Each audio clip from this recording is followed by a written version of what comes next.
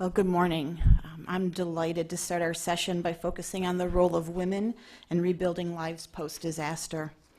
Specifically, these are women from a migrant farm worker community in Florida, and this presentation is premised on several points.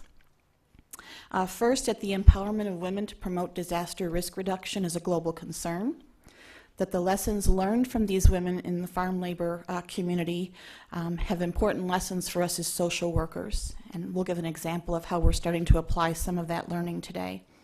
And that this gave an opportunity for us to begin to develop a toolkit through the use of personal and community assets to build greater adaptive capacity. Again, this is giving credit to our partner support, and I want to thank Dr. Drolet for pulling all this together. We've been working on this for several years, and it has been an amazing experience for all of us, and I just want to thank her for that. It was also a privilege for me to be invited into a migrant farm worker community and to have the women there share their experiences as they were impacted by a natural disaster. So I want to share with you a tale of a migrant community, and this takes place in Volusia County, Florida. You might be familiar with Volusia County because it's the home to Daytona Beach. Used to be a popular spring break place. They've now found more other places to hang out, but it still is quite a tourist area. But in addition to that, Volusia County is known to be a very rich agricultural area. One of its most productive crops is actually fern farming. So when you get bouquets of flowers and they have those ferns inserted, they're known as the fern capital of the world. A fact I did not know until I did this study. And certainly there are other crops that are harvested, but fern farming is pretty important. They're situated along the Atlantic coast of the state with a population of about 500,000.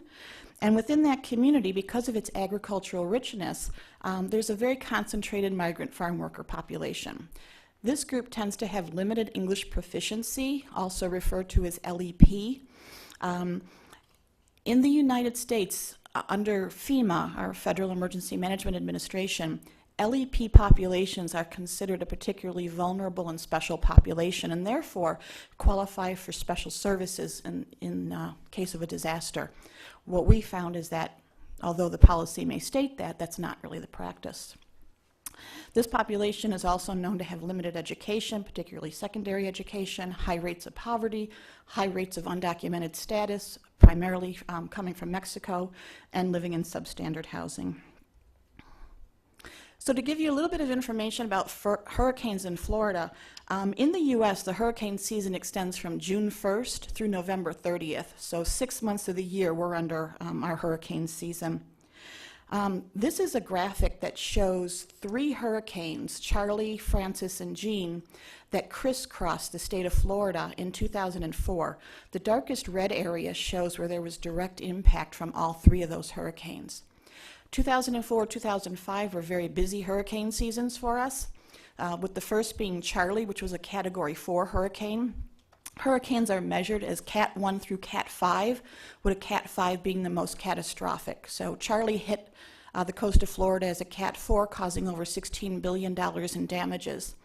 That was followed a couple weeks later by Hurricane Francis, a couple weeks later by Hurricane Ivan, a couple weeks later by Hurricane Jean.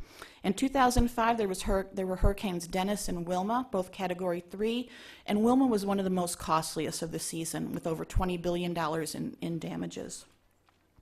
What we know from emergency management is that you look at hurricanes as being wind and rain events, and you're supposed to hide from the wind, so you find a safe shelter and you hunker down.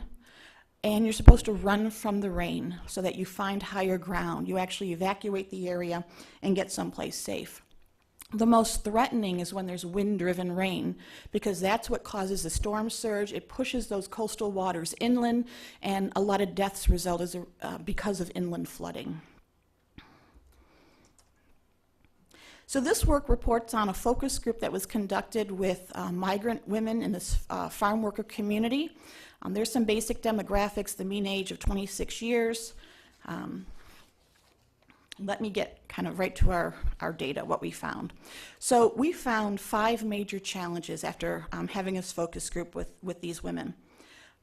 The first one being issues of trust. Because this is a population that's considered to have a high percentage of undocumented individuals, there's a fear of government officials, there's a fear of law enforcement, and therefore they become a very hidden population. They tend not to blend with the larger community, they tend to stay very close-knit, and just kind of fly under the radar, if you will. Because they're also a limited English proficiency or LEP population, there's definite issues in terms of being able to communicate with those outside of their immediate circle. So as an example, one woman told us, the police came to the disaster area to check the status of the people, and they said everything was okay. Another woman described the situation, and she said, my home smelled like fish, and it had flies. My children were very young, and we did not have any lights or water, and it was awful. I asked FEMA for assistance, but they did not provide it because I did not qualify. So the situation here is that you had clear devastation within that community, but yet when someone from law enforcement or from government would come by, they would do a quick assessment and say, no, you're okay. We're not going to provide services in this area of the county, and they moved on to areas that were more affluent. A second challenge that the women talked about was this lack of preparedness. And this becomes almost like a cry wolf syndrome for this community. So one woman shared, in that moment, there weren't any plans. Everyone would say a hurricane is coming, but it never came. When it came, we were not prepared. Because of the lack of ability to communicate with the broader community, and that includes through print media, through TV, through radio, people would pass word mouth to mouth and say a hurricane's coming, and then it would miss the area. So after a while, people just discarded that information. They weren't able to keep up with regular reports that were coming from the weather media to let them know that, in fact, it was going to make a direct hit. Oops, I'm sorry about that. The third challenge was the loss of livelihoods. One woman explained, a lot of the migrant workers support their families off the greens and ferns, and after the hurricane, nothing grew the same. It just completely destroyed everything. So since the fields and the crops were destroyed, this meant there was no work, and the men ended up leaving their families behind, trying to scatter various places to pick up other kinds of work opportunities. That left the women having to figure out what to do, picking up after the disaster and helping to rebuild their lives. Fourth challenge, insufficient disaster resources. Because this is such a close-knit and closed-off community, women started to experience what I'll call the yo-yo effect. You're on your own. And so one woman explained it by saying, you know, there really were, we had to go it alone. There really were no services coming to us from local, state, or national government. Even nonprofit organizations were not providing the kinds of services that they needed for recovery. And because of a lack of alternatives to relocate, they ended up staying in these areas that have high risk. Where other people would evacuate and would go to shelters, this population is very afraid.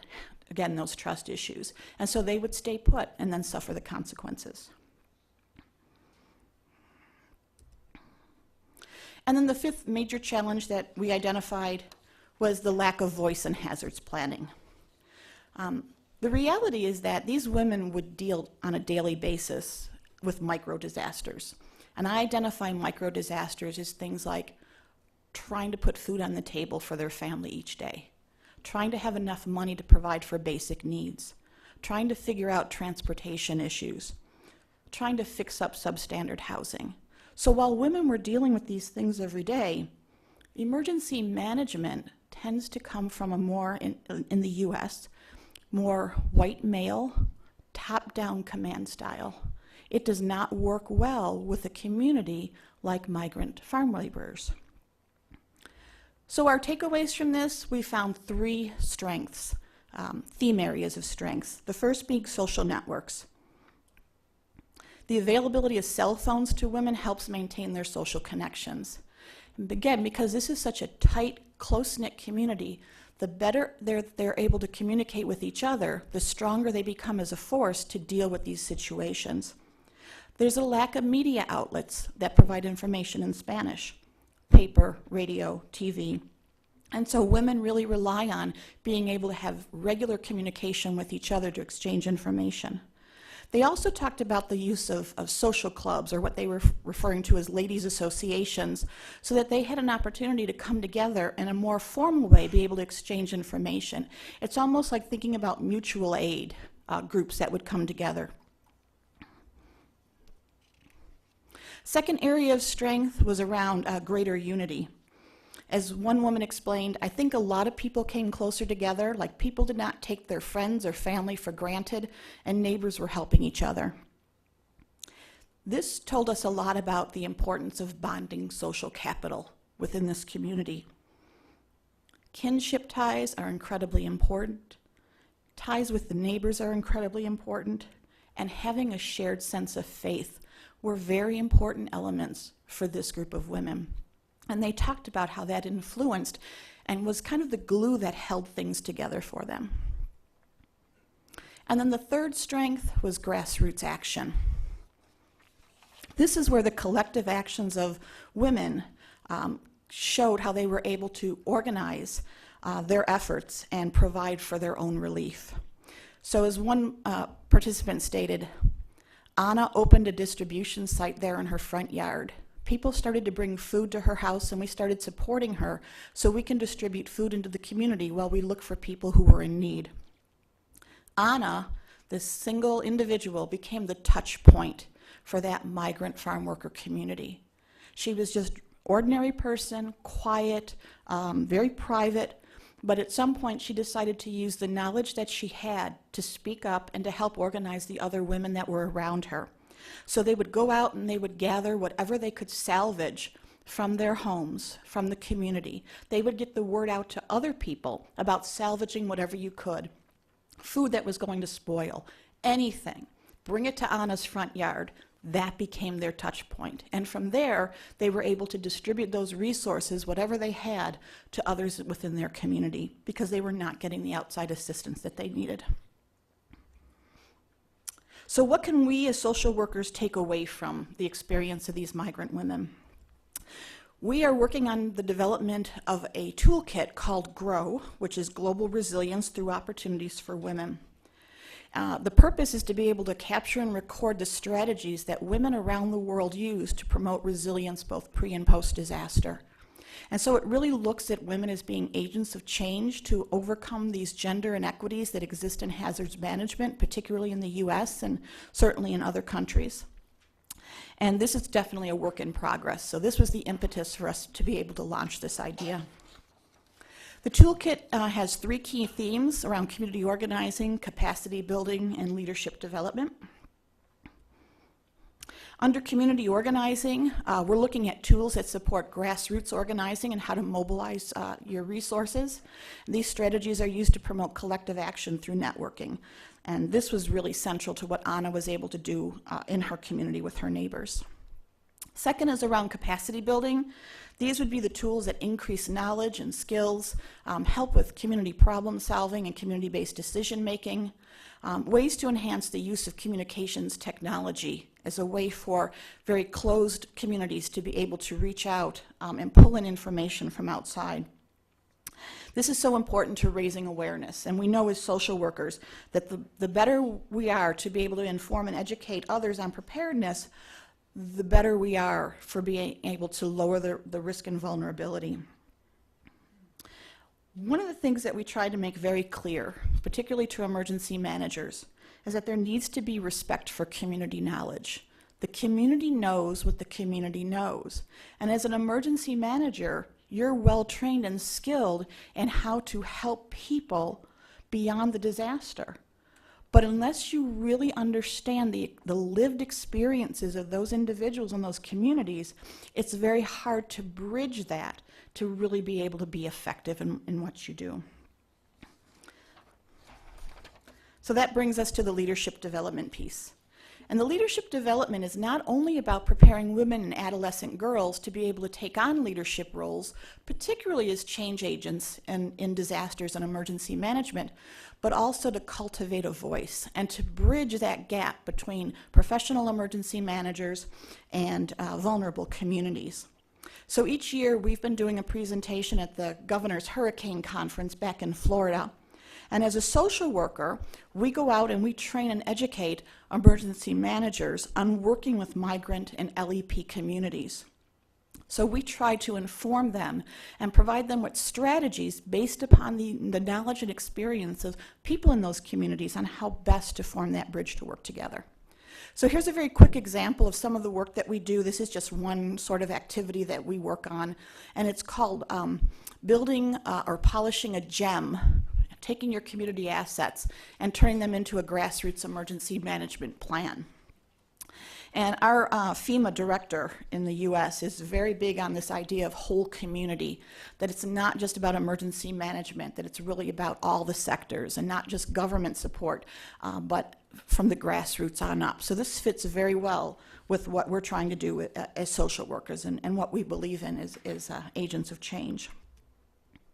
So some of the things that we talk about when we go out into communities working on community-based disaster preparedness is helping different groups understand what disaster preparedness services are currently provided in your community, what services need to be provided that aren't, what are the barriers to accessing services, and what assets do you have to overcome those barriers and make your community more disaster resilient. Those are 4 key questions that we work with in communities to get them thinking about what do we have, how can we use what we have, and how can it make a difference for us. We then take that information and match them with emergency managers in their communities so that the emergency managers can say, okay, now I have a better understanding of what resources you have available and how you think those would help. Here's what we need on the emergency management side, so we start to build that communication and build that bridge. So we do an activity about turning assets into resources. So we help people understand what we call the gots, the gives, and the gets. So everyone has something to give and everybody needs something. We can't make it alone. We're all interdependent. So we start off by asking people to think about what I've got and to have them list 3 or 4 assets that they have available that could help their community build a preparedness plan. And it could be anything from I've got meeting space available or I know how to bake. Okay? It sounds very simplistic, but the reality is everyone feels included and everyone feels valued in some way. In addition to your GOTS, you have to think about what you can give. So of the things that I have, I get to pick a few that I can then put to use in my community. So maybe I can deliver flyers announcing meetings. Maybe I can offer up a church hall if I'm the local pastor in that community to make that available. But in the exchange, there's something that you need to get. So now you need to think about a couple of things that you need in order to fill the gap within your assets. So it might be something like, I need to get help putting a tarp on my roof, or I need to get help organizing a preparedness resource directory. So everyone has a role. We all have something, we all need something. So from the growth strategies that we've developed so far by working with this particular migrant group, I just want to share with you kind of what they've done. They've created the Alliance of Active Women. This was started with Anna. They've developed a pointed distribution, so they are a formally recognized point in the future for any disasters that hit that community where services and resources will be delivered. They've developed a formalized information exchange. They've created a community emergency response team. They've gotten small funding for a neighborhood emergency preparedness plan with the county health department, and we've developed relationships with Univision and Telemundo to be able to publicize any weather information in Spanish and particularly targeted to that community. So in moving forward, our next step has been working with Ghana and developing the strategies from women in Ghana, particularly in the Accra area and the Volta Basin region, to see what works best for them to help empower them in disasters. So thank you very much for your time, and I'm going to set this up next for Desley.